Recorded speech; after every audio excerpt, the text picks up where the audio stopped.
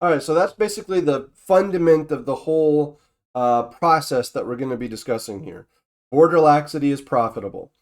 This is the sort of basic incentive. Demand for labor mobility is a product of the profit motive. If I'm a business and I can import cheaper labor force or use one abroad, that's going to save me a lot of money. Obviously, I'm very interested in doing that. And so a whole system emerges from this basic reality in order to secure this business interest of increased globalization, of increased fluidization, of liquid modernity. And that's what we're going to break down now. The various actors pushing for open borders, how they relate to one another and interact with one another, where they get their funding, etc. So, first, because corporate profits are increased through arbitrage, that's going to mean that the financial sector also has an interest in arbitrage. Investors, big financial institutions, and money managers, they are thereby incentivized to invest more and more in these multinational corporations who use it. And then, of course, that also means if you're a corporation and you want to attract investment from them, what you should do is more arbitrage. Money managers like BlackRock, Vanguard, State Street, they're what's called the Big Three, they manage trillions of dollars in global assets. And this makes them extremely influential and powerful, right? And for a bigger return on investment for them, they pressure the business world to engage in these practices more and more. They pressure them indirectly in the sense that if you're a business, you want to attract investment from them. So you're going to do the things that they want you to do, basically.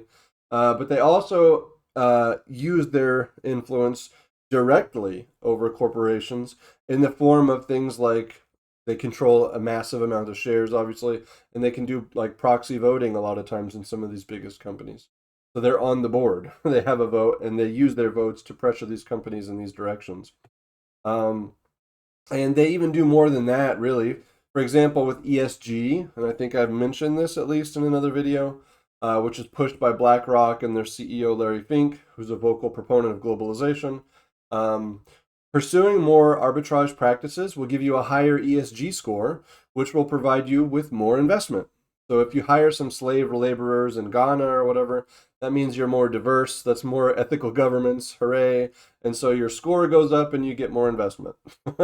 And what's more here is that with these money managers, for example, they're investing your public pensions. Public pensions account for a significant pool of investment for these firms. So your retirement funds are tied to the performance of these multinational corporations and thus reliant upon arbitrage practices. They're reliant upon globalization. So basically, they're controlling public resources and using them to push for this agenda. Now, that already means that significant pressure is being exerted on the government in this direction because public sector and financial stability is tied to corporate growth. And so there's a kind of natural alignment that happens. But then what happens is that corporations, not only having a sort of immediate self interest in open borders policies, but even having that interest amplified by the financial sector, they start lobbying the government for these policies. They use both direct corporate lobbying on policy issues, and they also form PACs, political action committees. And so they invest money in ensuring that candidates who get elected are pro migration and the policies that get pursued are pro migration. And they invest money in shaping legislation, all to suit their corporate interest. Tax from industries that rely a lot on migrant labor are particularly powerful. Industries like construction, hospitality, meatpacking, agriculture. Some of the biggest PACs are the National Farm Bureau, the National Restaurant Association, and the Chamber of Commerce. And they use their influence to oppose restrictive immigration policies and instead to advocate for quote unquote immigration reform, which is a euphemism we hear a lot, to ensure a steady supply of cheap labor, both high skilled as in tech and low skilled as in ag. Then what happens is that some of these people get very rich, obviously, through this process. And what they do is they found quote unquote philanthropic private foundations like the Ford Foundation, the Rockefeller Foundation, the Bill and Melinda Gates Foundation, and of course George Soros' Open Society Foundation, which is enormously influential on these issues.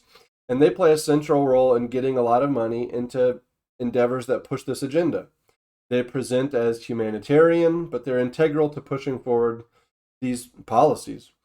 They help fund everything that we're going to discuss as we move forward here: international organizations, NGOs, multilateral financial institutions, and things like that.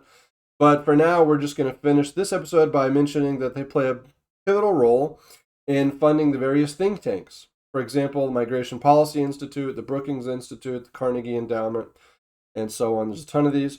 And what these think tanks do is, posing as independent policy research institutions, they produce reports that are used to justify things like mass migration, reinforcing the idea that GDP growth requires more migration, that we need it to solve the issue of declining birth rates, and so on.